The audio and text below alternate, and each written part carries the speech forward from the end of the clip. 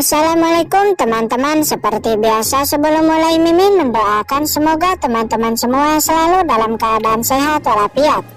Oke, kali ini kita akan melanjutkan Martial Master versi novel bagian 413. Bagi yang baru bergabung, selamat bergabung. Dan bagi yang belum subscribe dulu lah agar Mimin tambah semangat lagi nih bikin videonya. Oke, kalau sudah kita langsung masuk ke isi ceritanya.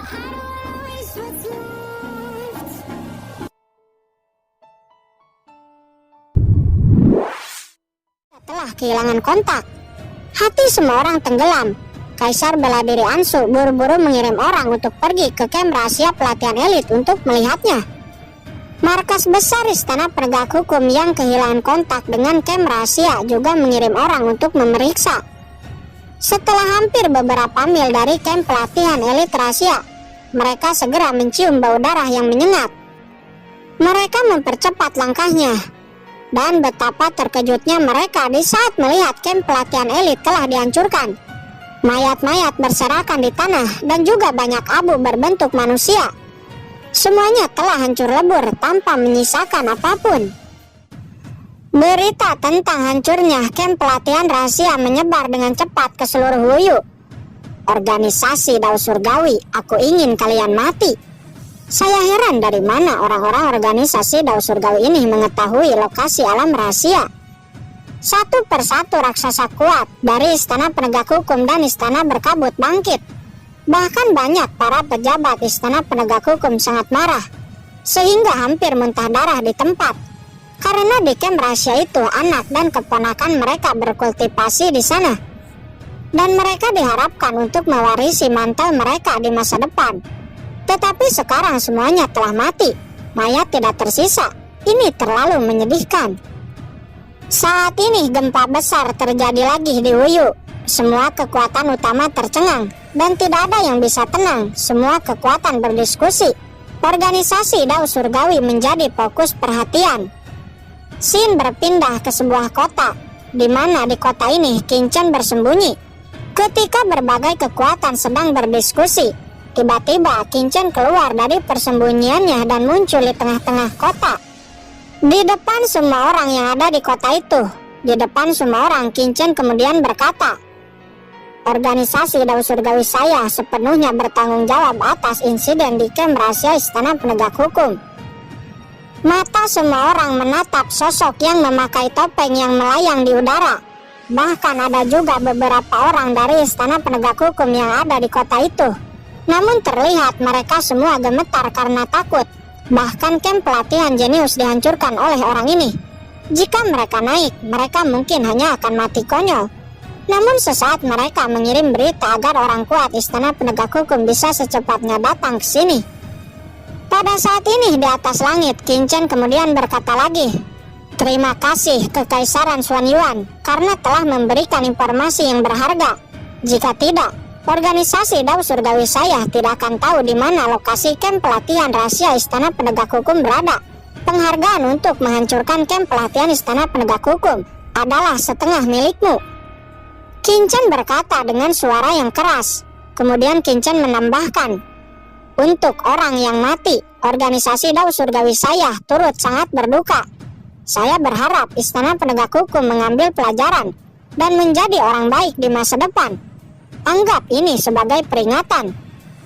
Setelah mengatakan ini, Qin Chen melarikan diri langsung menghilang masuk ke dalam kehampaan, menyelinap pergi seperti biasa tanpa meninggalkan jejak sedikit pun. Begitu dia pergi, seluruh kota mendidih. Percakapan pribadi terdengar di mana-mana. Satu persatu membicarakan hal ini. Berita itu akhirnya sampai ke telinga Peng Xiaoyu. Meraung. Peng Xiaoyu yang pura-pura terluka saat ini hampir benar-benar memuntahkan darah. Dia dibuat sangat marah, giginya sangat sakit, dan dia tidak punya tempat untuk melampiaskan api kemarahannya. Dia merasa bahwa dia tidak memiliki keluhan dengan organisasi Dao Surgawi ini. Tetapi mengapa organisasi Dao Surgawi ini selalu menariknya untuk terlibat? Dia tahu betul bahwa pihak lain berbicara omong kosong. Kekaisaran Xuanyuan sama sekali tidak bekerja sama dengan organisasi Dao Surgawi. Dan informasi itu tidak diberikan oleh Kekaisaran Xuanyuan. Selain itu, dia sudah bekerja sama dengan Sangguan Sier. Dia tidak mungkin menargetkan istana penegak hukum. Namun hanya 2 orang yang tahu tentang kerjasama antara dia dan Sangguan Sier. Orang-orang istana penegak hukum tidak tahu yang sebenarnya. Di sisi lain, di istana penegak hukum saat ini semua orang sangat marah kepada Kekaisaran Xuanyuan. Ternyata itulah Kekaisaran Xuanyuan. Pantas organisasi Dao Surgawi tahu banyak hal. Kekaisaran Xuanyuan sialan. Mereka telah berulang kali menargetkan istana penegak hukum saya. Apakah mereka benar-benar berpikir istana penegak hukum saya tidak dapat menghancurkannya? Kaisar Xuanyuan, anjing itu tidak bisa mengubah makanannya. Saya akan membuat mereka membayar atas semuanya. Di kota Guhua, orang dari Kekaisaran Xuanyuan memenggal murid istana penegak hukum saya, Baleng. Dan sekarang mereka bekerja sama dengan organisasi Dao Surgawi untuk kejahatan yang tak termaafkan. Para ahli kuat yang ada di markas besar istana penegak hukum meraung dengan aura pembunuh, mengancam untuk secepatnya menaklukkan Kekaisaran Xuanyuan. Di sisi lain, beberapa ahli senior istana penegak hukum bergegas ke kota tempat Qin muncul terakhir kali dan dengan teliti mencari jejaknya. Namun bagaimanapun mereka mencari jejaknya, hasilnya tetap sama, nol besar, tidak ditemukan jejak apapun. Di sisi lain, Kaisar Bela Diri Ansu dan yang lainnya yang telah memblokir kota Haogoang dan melakukan pencarian dengan ketat. Mereka juga tidak menemukan jejak satupun orang organisasi Dao Surgawi. Ini membuat mereka sangat marah. Kota Haogoang diperiksa di dalam dan di luar, bahkan menggali ke dalam tanah. Mustahil bagi ahli Martel Emperor untuk bersembunyi. Tapi mereka tetap saja gagal, tidak menemukan jejak pihak lain. Kaisar Bela Diri Ansu sangat marah, paru-parunya hampir meledak. Dia datang dari markas besar istana penegak hukum dan berlari sepanjang jalan. Tetapi dia tidak mendapat apa-apa. Tidak ada satupun anggota organisasi Dao Surgawi yang ditangkap. Tetapi istana penegak hukum menderita kerugian besar. Penghinaan. Istana penegak hukum benar-benar ditampar di mata dunia. Reputasi istana penegak hukum benar-benar menurun drastis. Kemudian istana penegak hukum menggeser target dan fokus pada Kekaisaran Xuanyuan. Kekaisaran Xuanyuan berkomplot dengan organisasi Dao Surgawi, membocorkan lokasi kem rahasia. Setelah melakukan beberapa pertimbangan, di hari esoknya Kaisar Bela Diri Ansu memimpin pasukan istana penegak hukum dan menyerang benteng Kekaisaran Xuanyuan. Kekaisaran Xuanyuan yang memang menyimpan dendam kepada istana berkabut dan istana penegak hukum juga tidak menahan diri. Kedua belah pihak berperang. Melihat ini, Peng Xiaoyu nampak ingin muntah darah. Dia buru-buru menghubungi Sangguan Siner agar untuk menghentikan tindakan istana penegak hukum.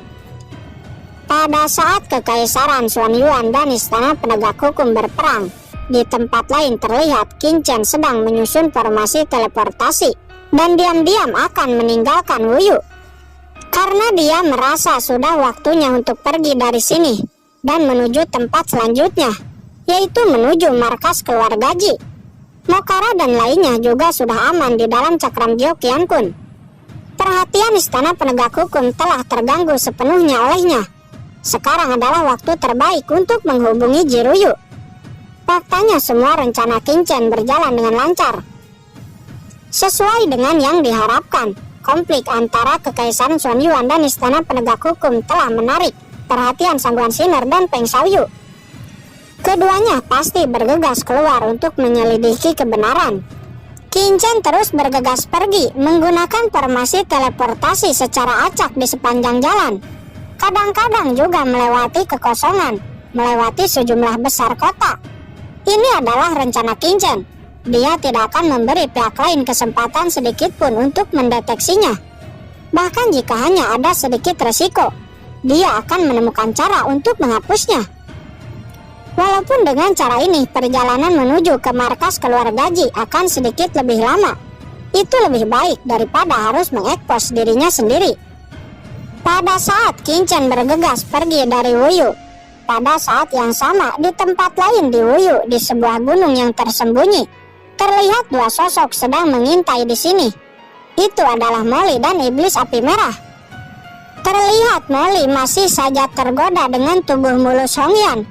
Keduanya berbicara sebentar sebelum akhirnya ada yang mendekat. Seseorang akan datang, kata iblis api merah. Pada saat ini di langit, sebuah tim yang terdiri dari banyak orang bergegas dengan cara yang cepat. Orang-orang ini memakai baju besi Istana Penegak Hukum. Mereka adalah tim Istana Penegak Hukum. Pemimpinnya adalah seorang ahli martel Emperor tahap tengah. Melihat itu, iblis api merah langsung keluar dari persembunyiannya, melesat dan muncul di depan tim Istana Penegak Hukum ini. Siapa itu? Kemunculan iblis api merah dan Molly mengejutkan orang-orang Istana Penegak Hukum itu. Mereka langsung bereaksi, memegang senjatanya masing-masing, bersiaga, siap untuk melakukan serangan. Apakah kalian tidak mengenaliku? Kata iblis api merah. Pemimpin tim itu memandang wajah Hongyan dan melihat kostum Istana Penegak Hukum yang dipakainya. Tuan ini, apakah dari Istana Berkabut? Kata pemimpin itu. Kalau tidak, bagaimana menurutmu? Kata iblis api merah seraya mengeluarkan sebuah token. Token ini murni dan putih. Itu adalah tanda eksklusif Istana Berkabut. Hanya orang tertentu di Istana Berkabut yang memilikinya. Termasuk Hongyan, dia memilikinya. Ternyata itu penguasa Istana Berkabut, kata pemimpin itu. Dia menghela napas lega, seraya menyimpan kembali senjatanya. Yang lainnya juga menghela napas lega dan menyimpan kembali senjatanya masing-masing. Aku akan menyampaikan perintah kepadamu, kata iblis api merah seraya mendekat ke arah pemimpin itu. Pemimpin itu mengangguk dengan hormat. Karena Tuan yang memberi perintah, maka saya. Sebelum kata-katanya selesai, iblis api merah yang berjalan ke arahnya tiba-tiba bergerak. Boom! Terlalu cepat. Iblis api merah seperti listrik. Sesaat wajahnya sangat mengerikan. Di tubuhnya energi sihir hitam melonjak. Tangannya seperti kilat dan langsung menusuk tubuh pemimpin itu. Tuanku, kamu. Pemimpin itu terkejut, panik dan buru-buru mendesak esensi sejati di tubuhnya, berusaha melawan. Namun iblis api merah sudah siap. Lawan tidak diberi sedikit pun kesempatan untuk bereaksi. Tangan iblis api merah semakin dalam merobek tubuh pemimpin itu. Pemimpin itu langsung memuntahkan darah, tidak bisa melakukan perlawanan. Sesaat kemudian darah dan kekuatannya langsung diserap dan mengalir ke dalam tubuh iblis api merah. Menjerit, pemimpin itu berubah menjadi mumi. Wajahnya keriput, darahnya hilang, dan dia jatuh terkulai ke tanah. Tubuh iblis api merah nampak lebih segar, dan aura di tubuhnya menjadi semakin menakutkan. Nyaman, sangat nyaman, layak menjadi manusia tingkat atas. Itu telah memulihkan kultivasi saya begitu banyak. Jie, sangat nyaman. Iblis api merah menyeringai, dia sangat bersemangat. Tuanku, Anda. Ahli Istana Penegak Hukum lainnya melihat iblis api merah dengan ngeri, dan satu persatu mengangkat senjata mereka. Jie, hanya kalian. Molly, bunuh, kata iblis api merah. Molly langsung menyeringai, dia langsung melesat dan terjun ke kerumunan seperti serigala lapar. Serangkaian jeritan terdengar. Pertempuran berlangsung cepat dan berakhir dengan cepat. Sebelum satu batang dupa habis dibakar, seluruh tim Istana Penegak Hukum telah dihancurkan. Tidak ada yang tersisa.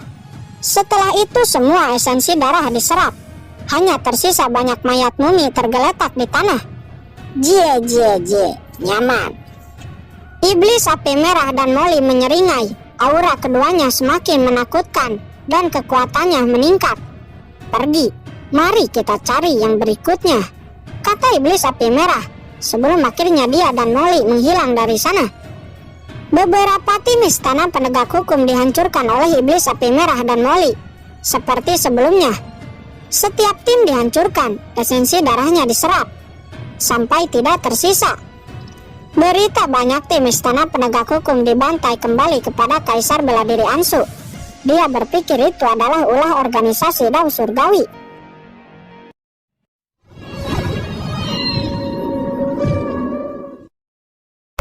Oke guys, sudah dulu ya. Jangan lupa subrek biar lanjut terus ceritanya. Bagi yang sudah subrek, mudah-mudahan dimudahkan rezekinya. Mimin undur diri. See you next and goodbye.